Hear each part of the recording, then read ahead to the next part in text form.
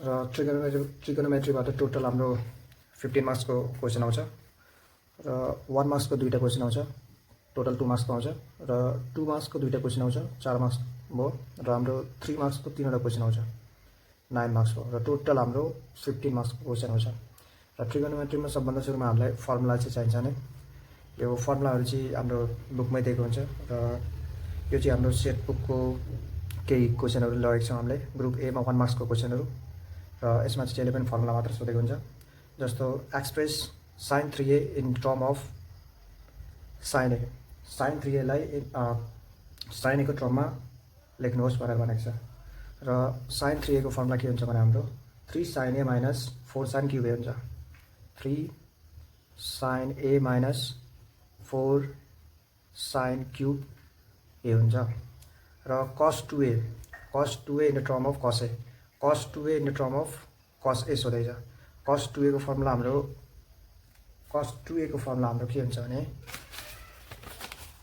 cos 2a को एउटा main formula छ हाम्रो cos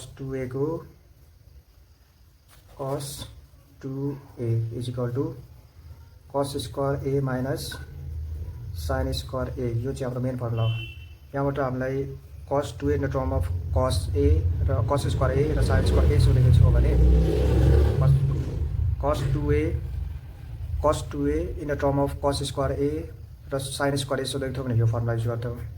तर यहाँ हामीलाई के सोधेको छ भने cos a को टर्ममा सोधेको छ। cos a को टर्ममा सोधेको छ भनेपछि cos स्क्वायर यो sin स्क्वायर टर्मलाई हटाउनु पर्यो, माइनस यो sin स्क्वायर a भनेको 1 माइनस cos स्क्वायर a हो, 1 माइनस cos स्क्वायर a हो र cos स्क्वायर a जस्ता त्यस्तै यो minus 1 minus minus plus cos square a भयो, cos square a 2 cos square a minus 1 भयो। यो चाहिँ हाम्रो फर्मुला हो cos 2a in the term of cos square a। यो cos 2a को फर्मुला cos को टर्ममा हो हाम्रो, यो मिन्स cos 2a को फर्मुला cos को टर्ममा means 2 cos square a minus 1, 3 मा पनि त्यसै हुँदैछ 2 cos स्क्वायर a माइनस 1 नै हुन्छ। र यदि हामीले साइन को टर्ममा सोधेको भए यहीलाई हामी फेरि गर्थ्यौँ यस्तो cos 2a is equal to cos square a minus sin square a।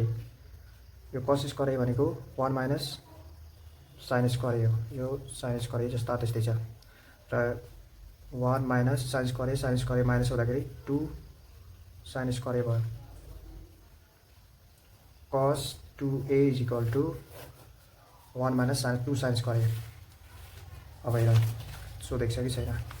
अब यो tan को टर्ममा सोधेको छ, tan को टर्ममा सोधेको छ भने tan को पनि एउटा फर्मुला छ। यो cos 2a in the term of tan a भनेको हाम्रो 1 minus tan square a divided by 1 plus tan square a हुन्छ। sin 2a को formula in the term of tan a, sin 2a को फर्मुला के हुन्छ भने 2 tan a divided by 1 plus tan square a हुन्छ। र यो अर्को सोधेको छ sin 2a in the term of sin a and cos a। यसको फर्मुला sin 2a को फर्मुला अर्को के छ हाम्रो 2 sin a cos a, यो हुन्छ हाम्रो फर्मुला sin 2a को। र अर्को sin 2a को in the term of tan a, sin 2a को in the term of tan a, same question हो यो र यो। र यसमा के दिएको छ 2 tan a divided by 1 plus tan square a।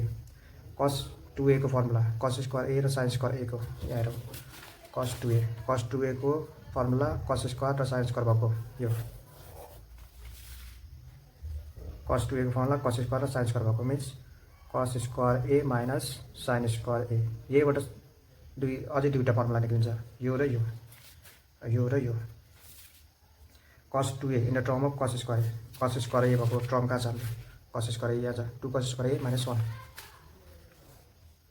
2 cos square a minus 1 cos 2a in the term of sin a, cos 2a in the term of sin a भनेको cos 2a in the term sin a means 1 minus 2 sin square a।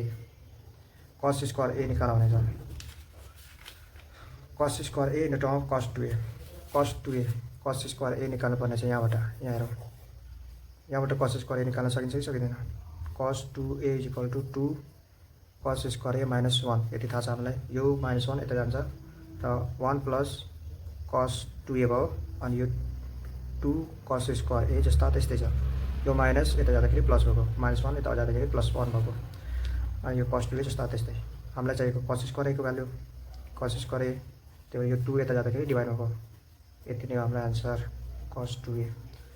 यो हाम्रो answer 1 plus cos 2a divided by 2 cos square A. यहाँ हेरौँ cos square A into term of cos 2a 1 plus cos 2a divided by 2। अर्को छ हाम्रो sin square A into term of cos 2a, sin square A into term of cos 2a। sin square A निकाल भने छ यही हो, यहीबाट हाम्रो फेरि आउँछ। हामीलाई चाहिएको sin स्क्वायर ए 1 माइनस 2 sin स्क्वायर ए यति हामीलाई थाहा छ। यो यसलाई चाहिँ हामी अगाडि लगाउँ 2 sin square A equal to यो 1 जस्ता त्यस्तै छ, यो यता जाँदाखेरि इक्वल टुको पछाडि जाँदाखेरि माइनसमा गयो cos 2a।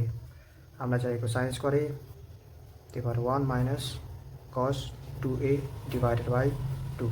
यहाँ sin स्क्वायर ए चाहिएको थियो, त्यही हामी गरिरहेछौँ। sin square A equal to 1 minus cos 2a divided by 2। यहाँ हाम्रो के भयो 1 minus cos 2a divided by 2।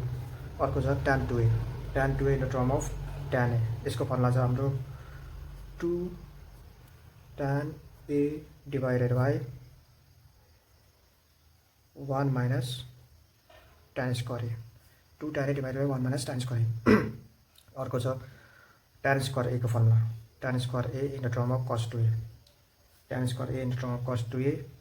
यो चाहिँ हामी यसको फर्मुला के हुन्छ भने 1 minus cos 2a divided by 1 plus cos 2a हुन्छ।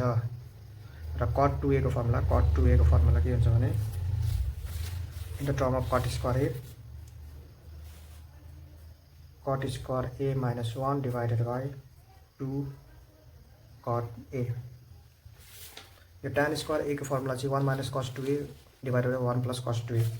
यो पनि हाम्रो कहाँबाट आएको भने हामीलाई चाहिएको यहाँ हेरौँ 1 minus cos 2a 1 plus cos 2a। यो हाम्रो cos 2a को टर्ममा निकालेको cos 2a यहाँ छ, योबाट यो इक्वेसनबाट निकालेको हामीले। यसलाई र यसलाई हामीले मल्टिप्लाई गर्दाखेरि यो र यो हामीले मल्टिप्लाई गर्दाखेरि हेरौँ के आउँछ। यता गरी हेरौँ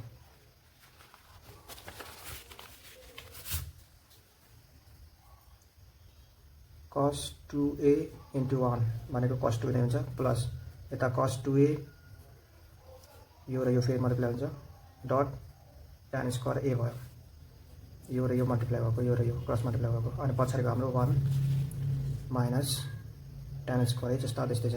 हामीलाई चाहिएको tan स्क्वायर ए, त्यही भएर यो cos 2a dot tan square A जस्ता त्यस्तै, यो यता आउँदाखेरि प्लस भयो tan स्क्वायर ए र यो 1 जस्ता त्यस्तै छ। यो cos 2a चाहिँ यताको माइनस cos 2a, यो पोजिटिभमा थियो उता जाँदाखेरि नेगेटिभमा भयो। अब यहाँबाट tan स्क्वायर ए कमन आयो र यहाँ कति रह्यो cos 2a प्लस 1 यो बाहिर आइसक्यो। यहाँ चाहिँ रिमेनिङ यति थियो र यसमा चाहिँ रिमेनिङ यो tan स्क्वायर अलिकति बाहिर आएको कारणले यहाँ 1 थियो, 1 माइनस cos 2a। अब यो टर्मलाई हामी यता लेख्छौँ tan square A equal to 1 minus cos 2a divided by cos 2a plus 1। यो प्लसमा छ भने अगाडि पछाडि लेख्न मिल्छ, हामीलाई थाहा नै छ cos 2a divided by 1 plus cos 2a।